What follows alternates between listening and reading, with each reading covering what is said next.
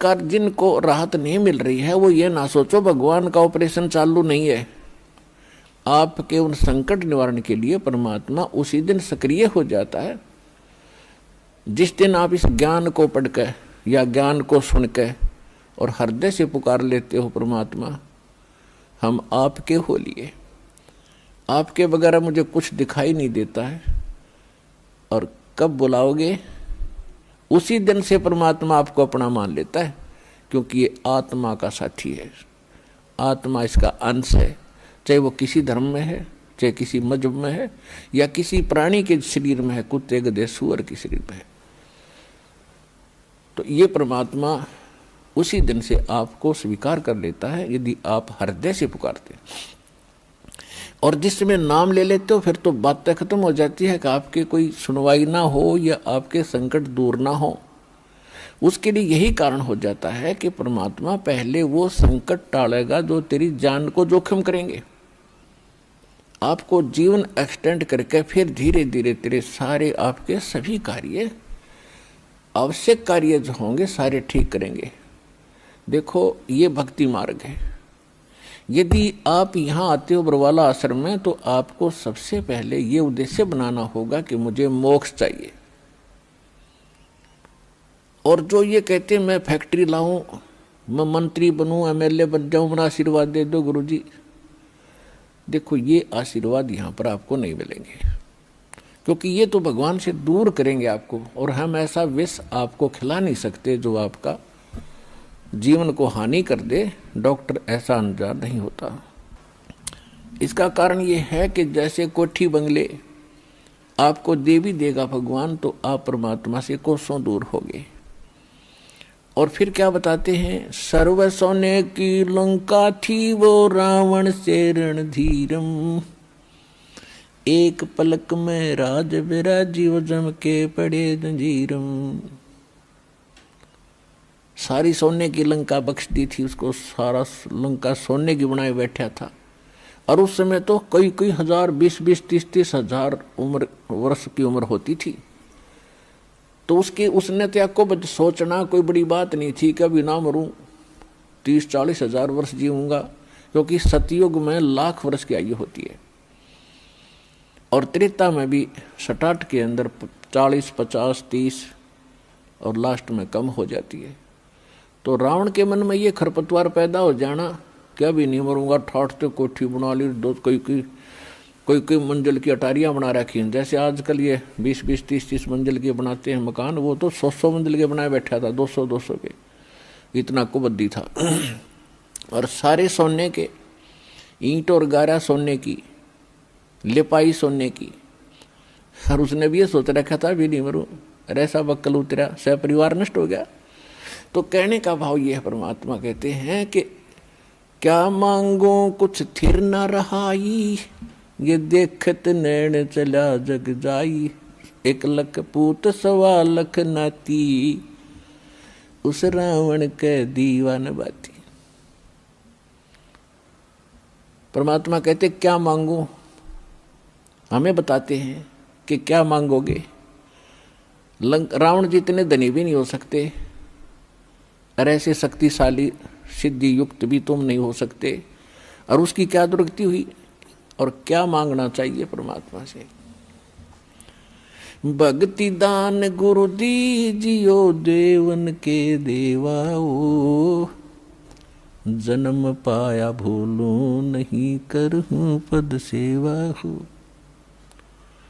और फिर क्या मांगे, साईं इतना दीजियो, जा मैं कुटुंब समाए, हम भी भूखे न रहे, अतिथि न भूख हो जाए।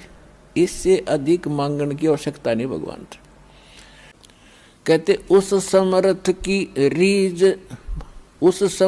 की रीज भुलाई, अब कुल कुटुंब से राता, गर्भ के अंदर बचन भरे थे, कहाँ गई वो बाता। परमात्मा कितने प्यार से समझाना चाहते हैं, भूल गए उन दिनों को। उस समर्थ की रीझ छुपाई, उस परमात्मा ने तेरे ऊपर रहम किया, खुश हुए, और तेरे को मनुष्य जीवन देकर माँ के गर्भ से संकट से बाहर निकाला, नहीं तो बहुत से बच्चे गर्भ में मर जाते, माँ भी मर जाती साथ में।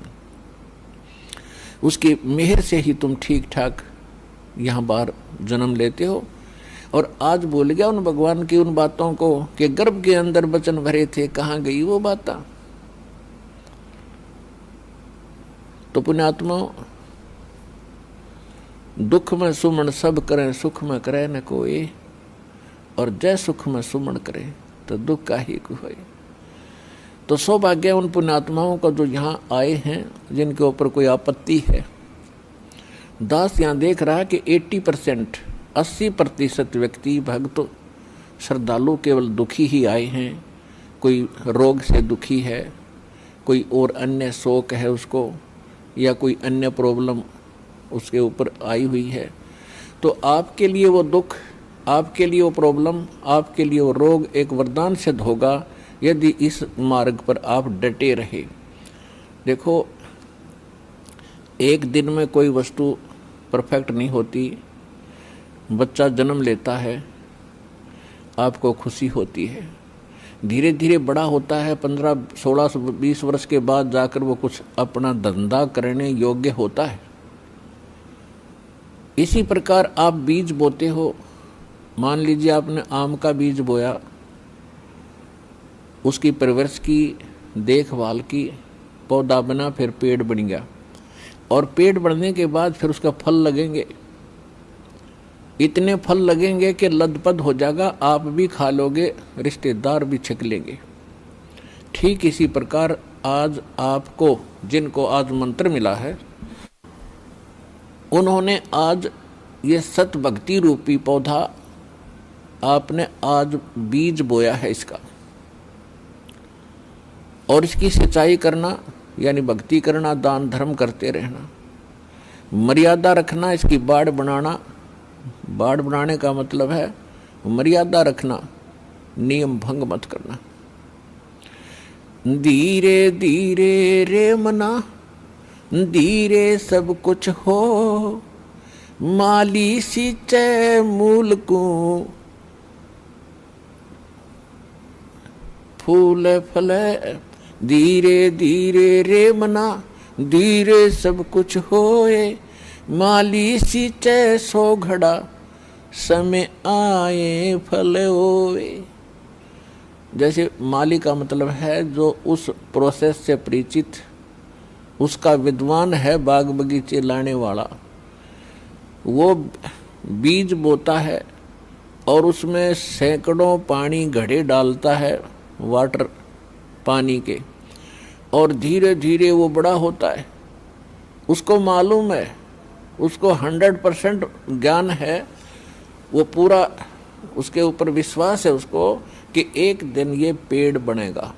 अगर मैं इसकी सुरक्षा ठीक रखूँगा, इसको रोग से बचा कर रखूँगा, और बड़ा होए पाछे फिर देखना मेरे वारे न्यारे कर देगा। तो ठीक इसी प्रकार ये राम नाम का आज ये सच्चा बीज बोया है। आज तक तो आपको आम का नाम लेकर बबूल का बीज बुआ रखा था, और उस बबूल यानी किक्कर की डंडी की आप खूब सेवा भी कर रहे थे। तो बबूल कहता बबूला लगेंगे, आम नहीं लग सकते। भक्ति भी करते थे, ऋषि महर्षि भक्ति खूब करी, जीवन गाल दिए, राज भी त्याग कर भगवान के लिए जंगल में जा बैठे। लेकिन वो आम का पेड़ ना होने से, आम का बीज ना बोने से बबूल का बीज बो लिया, उनमें सिद्धियां आ गई। आन उपासना करते रहे, पूर्ण परमात्मा की भक्ति ना करके काल भगवान ब्रह्म या ब्रह्मा विष्णु महेश तक की भक्ति करके उन्होंने बबूल का बीज बो के बबूल ही प्राप्त किया।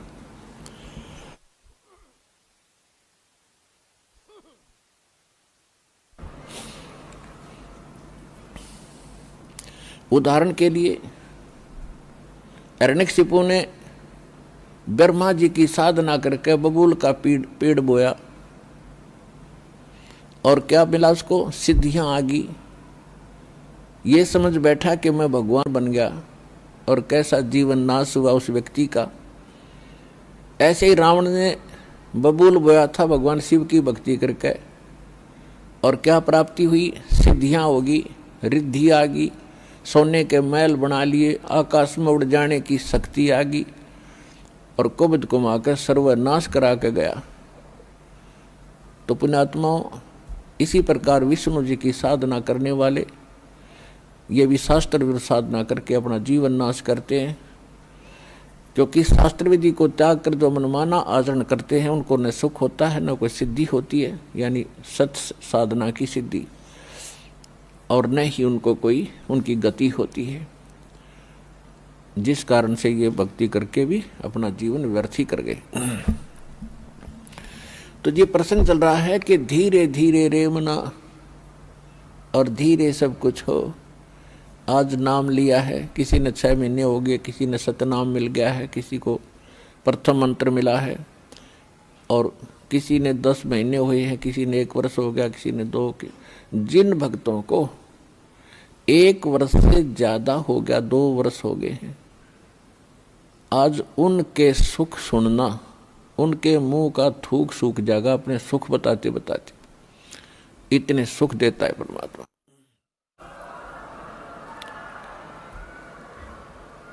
और कुछ अनजान कहते हैं जी मैं 4 बार आ लिया, गणिया कोई लाभ सा विशेष नहीं हुआ। ये उसके लिए प्रार्थना है कि धीरे धीरे रे मना, धीरे सब कुछ हो, माली सींचे 100 गड़ा समय आए फलो। और दूसरा कारण ये होता है, सतगुरु के दरबार में भाई कमी कहे की ना, अनसा मौज नहीं पावता है तेरी चूक चाकरी बा।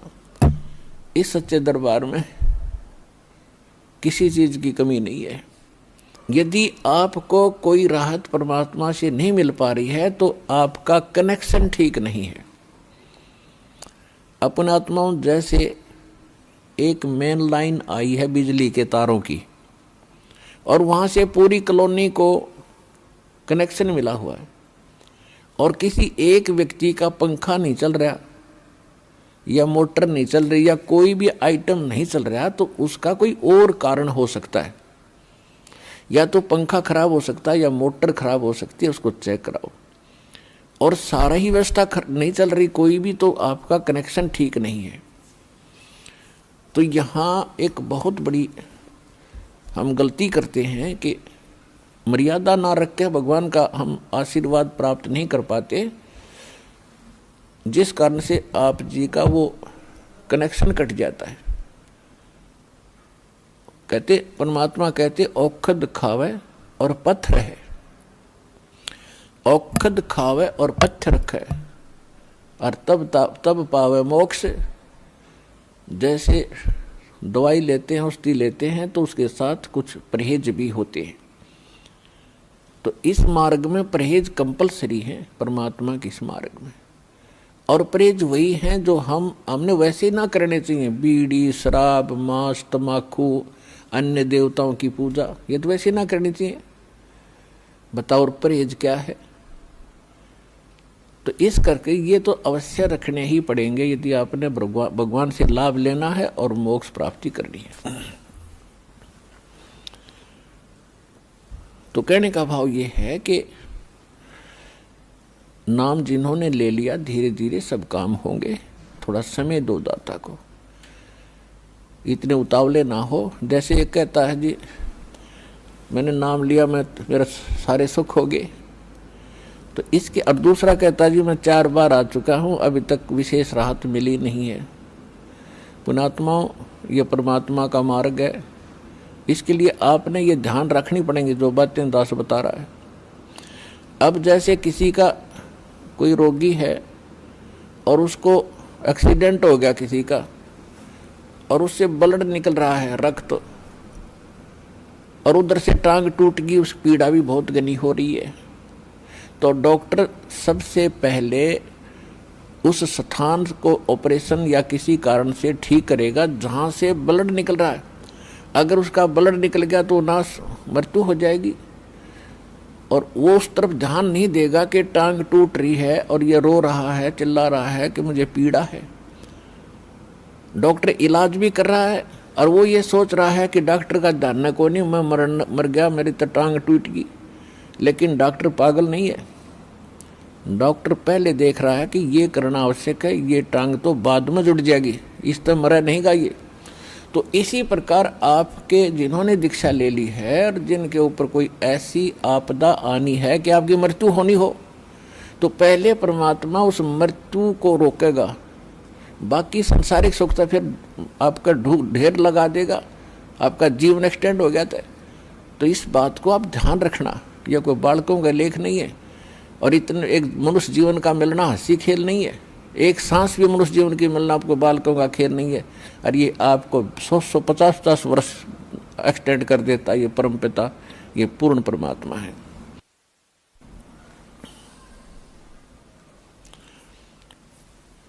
तो पुण्यात्मा इन बातों पर ध्यान रखना जो दास आपको गाइडलाइन बता रहा है। तो इस प्रकार जिनको राहत नहीं मिल रही है वो ये ना सोचो भगवान का ऑपरेशन चालू नहीं है। आपके उन संकट निवारण के लिए परमात्मा उसी दिन सक्रिय हो जाता है जिस दिन आप इस ज्ञान को पढ़कर या ज्ञान को सुनकर और हृदय से पुकार लेते हो, परमात्मा हम आपके हो लिए, आपके बगैर मुझे कुछ दिखाई नहीं देता है। और कब बुलाओगे उसी दिन से परमात्मा आपको अपना मान लेता है, क्योंकि ये आत्मा का साथी है, आत्मा इसका अंश है, चाहे वो किसी धर्म में है, चाहे किसी मजहब में है या किसी प्राणी के शरीर में है, कुत्ते गधे सूअर के शरीर में है। तो ये परमात्मा उसी दिन से आपको स्वीकार कर लेता है यदि आप हृदय से पुकारते हैं। और जिस समय नाम ले लेते हो फिर तो बातें खत्म हो जाती है कि आपके कोई सुनवाई ना हो या आपके संकट दूर ना हो। उसके लिए यही कारण हो जाता है कि परमात्मा पहले वो संकट टालेगा जो तेरी जान को जोखिम करेंगे, आपको जीवन एक्सटेंड करके फिर धीरे धीरे तेरे सारे आपके सभी कार्य, आवश्यक कार्य जो होंगे सारे ठीक करेंगे। देखो ये भक्ति मार्ग है।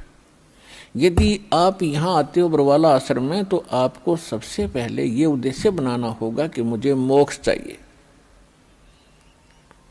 और जो ये कहते मैं फैक्ट्री लाऊं, मैं मंत्री बनूं, एमएलए बन जाऊं, मेरा आशीर्वाद दे दो गुरुजी, देखो ये आशीर्वाद यहाँ पर आपको नहीं मिलेंगे, क्योंकि ये तो भगवान से दूर करेंगे आपको। और हम ऐसा विष आपको खिला नहीं सकते जो आपका जीवन को हानि कर दे। डॉक्टर ऐसा अनजान नहीं होता।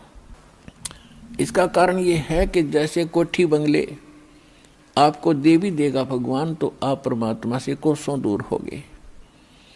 और फिर क्या बताते हैं, सर्व सोने की लंका थी वो रावण से रणधीरम, एक पलक में राज विराजी वो जम के पड़े जंजीरम। सारी सोने की लंका बख्श दी थी उसको, सारा लंका सोने की बनाए बैठा था। और उस समय तो कई कई हजार, 20-20, 30-30 हजार वर्ष की उम्र होती थी। तो उसने त्याग को सोचना कोई बड़ी बात नहीं थी, कभी ना मरूं, 30-40 हजार वर्ष जीऊंगा, क्योंकि सतयुग में लाख वर्ष की आयु होती है और त्रेता में भी स्टार्ट के अंदर 40, 50, 30 और लास्ट में कम हो जाती है। तो रावण के मन में ये खरपतवार पैदा हो जाना, क्या भी नहीं मरूंगा, ठाठ तो कोठी बना ली, दो कोई मंजिल की अटारियाँ बना रखी हैं। जैसे आजकल ये 20-20, 30-30 मंजिल के बनाते हैं मकान, वो तो 100 मंजिल के बनाए बैठा था, 200 के, इतना कुबद्दी था। और सारे सोने के, ईंट और गारा सोने की, लिपाई सोने की। और उसने भी ये सोच रखा था भी नहीं मरूं, ऐसा बक्कल उतरा, सह परिवार नष्ट हो गया। तो कहने का भाव ये है, परमात्मा कहते हैं कि क्या मांगो कुछ थिर न रहाई, ये देखत नैन चला जग जाई, 1 लख पूत 1.25 लाख नाती, उस रावण के दीवान बाती। परमात्मा कहते क्या मांगो, हमें बताते हैं कि क्या मांगोगे। रावण जितने धनी भी नहीं हो सकते और ऐसे शक्तिशाली सिद्धि युक्त भी तुम नहीं हो सकते। और उसकी क्या दुर्गति हुई और क्या मांगना चाहिए परमात्मा से। भक्ति दान गुरु दीजियो देवन के देवाओ, जन्म पाया भूलूं नहीं, करहूं पद सेवा हो। और फिर क्या मांगे, साईं इतना दीजियो जा मैं कुटुंब समाए, हम भी भूखे न रहे, अतिथि न भूखो जाए।